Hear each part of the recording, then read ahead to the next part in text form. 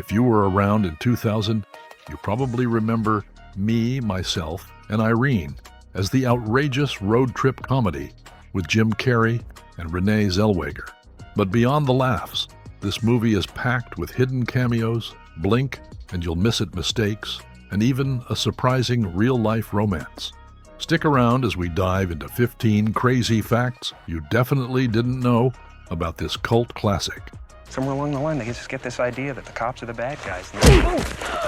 First, Jim Carrey wasn't the first choice. Believe it or not, Jim Carrey wasn't the first choice for Charlie and his alter ego, Hank. The Farrelly brothers first wrote the script with actor David Spade in mind, picturing his sharp, sarcastic wit in the lead role. But Spade passed on the role, reportedly due to scheduling conflicts. Enter Jim Carrey, who didn't just take the part, he transformed it.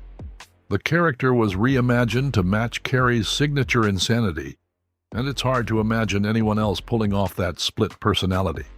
Just think, we could have had a very different road trip movie with Spade at the wheel. Track me down for what? Second, title came before the plot. Here's another wild twist in the movie's origin story. Me, Myself, and Irene started with just the title. The Farrelly brothers came up with it purely because it had a nice rhythm and sounded funny. No characters, no storyline, just a name waiting for chaos to follow. Kind of like buying a license plate before you even get the car.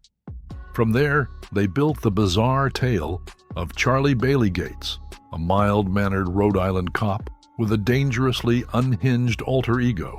Jim Carrey's physical comedy brought that split personality to life, turning a catchy title into one of the most outrageous comedies of the early 2000s. That he brutally murdered his entire family in their sleep. Oh my God. Third, off-screen chemistry. While the characters were busy surviving absurd road trip madness, a genuine connection was brewing off-camera. Jim Carrey and Renee Zellweger hit it off during filming, turning their on-screen chemistry into a real-life romance shortly after production wrapped. Although the two only dated for a year, Carrey would go on to call her his last great love. Their bond added a layer of authenticity to their performances, making certain tender moments feel more believable. Call it method acting, with benefits. And as we'll see later, that connection may have given Carrey enough courage to pull one of the film's most surprising stunts. Knock it off, Hank. Okay, turn around. I'll play the back nine. Stop it. 4. Big budget, big payoff. But before we get to that stunt, it is worth noting just how big a deal Me, Myself, and Irene was in 2000. The Farrelly brothers had recently delivered hits like There's Something About Mary, and this was their first reunion with Jim Carrey since Dumb and Dumber, and the expectations were high. With a $51 million budget, it was no small gamble. Yet the gamble paid off big time, raking in nearly $149 million worldwide. That's triple its budget, proving audiences were hungry for another dose of Farrelly Carrey magic. 5. The one-take stunt. Remember that stunt we were talking about? The one where Jim Carrey went all in thanks to his chemistry with Renee Zellweger? It's the scene where Zellweger's character delivers a high kick that sends Carrey tumbling over a railing and down a hill. Carrey insisted on doing the stunt himself after lots of convincing. They had a mattress for safety, and while he did a few takes, the filmmakers ended up using the very first one. It's comedy with real risk, showing Carrey's commitment to the role. 6. One-take wonder. On the topic of stunts, here's another wild one that happened in just one take. The jaw-dropping scene where Charlie throws himself out of a moving car was pulled off perfectly on the very first try. Though Jim Carrey didn't perform this stunt himself, it was a skilled stunt driver. But the precision and timing had to be flawless. One slip, and it could have ended badly. And by badly, we mean not funny at all, which in comedy is worse than broken bones.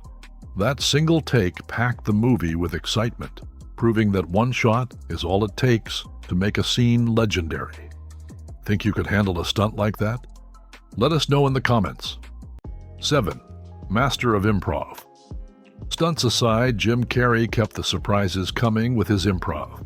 He didn't just play Charlie and Hank, he basically made them up on the spot sometimes. One of the film's most iconic moments, the beautiful loser monologue, wasn't in the script at all. Carrey just winged it, and somehow it became a classic. And when Charlie blurts "on 9" at lightning speed pushing the car, Zellweger's shocked face was 100% real. Carrey's improv wasn't just funny, it was like playing Russian roulette with punchlines. Nobody knew what was coming, but odds were it would leave someone in tears from laughing. 8. Seabass returns. But Carrey wasn't the only surprise hiding in this movie. Me, Myself, and Irene is packed with Easter eggs and cameos, some you've probably never noticed. Near the end, Charlie strolls past a patrol officer and casually calls him Seabass. That wasn't a random nickname. The actor is Cam Neely, who played Seabass in Dumb and Dumber. Since both films are set in Rhode Island, this little nod was a fun wink to the fans who know. 9. The Farrelly Brothers cameo. And the surprises don't stop there. The Farrelly brothers made a quick cameo themselves. They appear briefly as college professors. A blink and you miss it moment that's become a tradition in their films. It's their way of stepping into the chaos they create behind the scenes, adding a little extra flavor for fans who love spotting these hidden gems. Loving the surprises? Subscribe now and keep the fun going. 10. Anna Kournikova's surprise cameo. Just when you thought the cameos couldn't get any better, tennis star Anna Kournikova makes a brief appearance as a motel manager. Yeah, the same Anna Kournikova known for her incredible serve and tennis skills. It's such a quick appearance that most viewers don't even realize it's her. Proof that me, Myself, and Irene loves keeping fans on their toes. These tiny surprises add to the movie's offbeat charm and make rewatching all the more rewarding. 11. Whitey's real-life actor. Switching gears from cameos to characters, let's talk about Whitey, the quirky albino cop with a serious attitude who's hard to miss. The actor behind Whitey, Michael Bowman, isn't just playing a part. He actually has albinism in real life.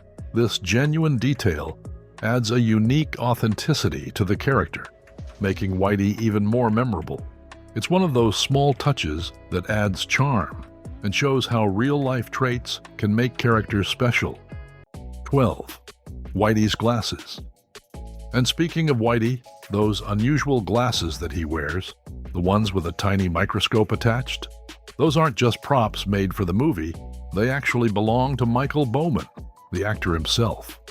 Using his real glasses gave the character a genuine, personalized look that's hard to replicate with store-bought props. It's a small but memorable detail that adds to Whitey's distinctive presence in the film, proving sometimes the best on-screen magic comes straight from real life. What happened to your family? Killed them. 13. Continuity mistake. While we're on the topic of small details, here's a continuity mistake that most viewers probably didn't notice. In the scene where Charlie shoots the cow, he turns off the motorcycle's headlight just before firing. But after the first shot, the headlight magically turns back on. No explanation given. This little slip-up slipped past the editors and ended up in the final cut. Just one of those tiny mistakes that happen in big-budget movies. Spotting them is like a hidden game for fans.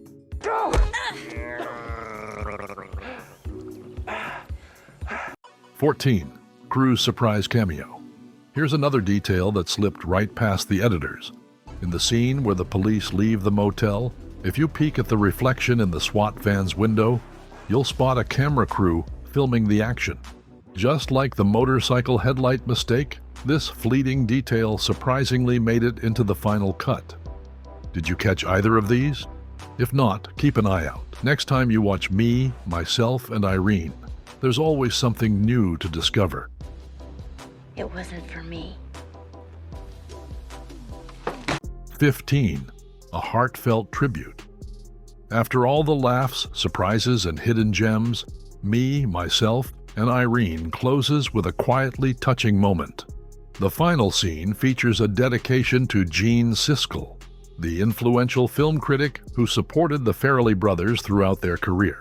Following his passing in 1999, the filmmakers chose to honor him with the words "In Memoriam Gene Siskel" on screen. That quiet tribute reminds us there's real heart behind the laughs, a nod to someone who believed in these filmmakers and their unique vision. And that's a wrap on 15 wild facts about me, myself, and Irene that you probably didn't know. From crazy stunts to surprise cameos and real-life romance, this movie has way more to it than meets the eye. If you enjoyed uncovering these hidden gems with us, don't forget to hit that like button and subscribe for more fun movie deep dives. Got a favorite fact or a movie you want us to explore next? Drop it in the comments below. Thanks for watching, and see you in the next video.